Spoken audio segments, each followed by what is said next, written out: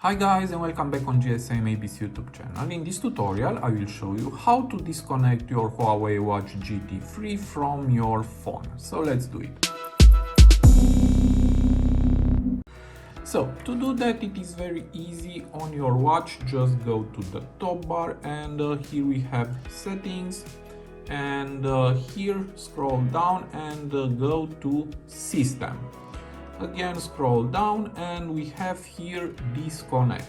Press on this and now let's read: disconnecting from the current phone and switching to another one logged into the same Huawei ID won't affect your personal data. Continue.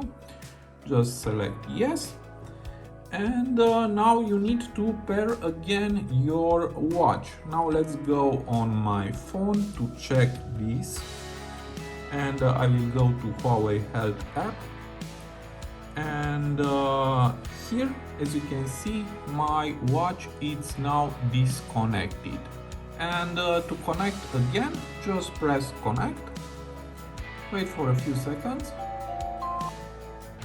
and pairing was successful. So it is very easy to disconnect and connect back your watch from your phone. I hope this tutorial to be useful for you, and see you to the next. Have a nice day.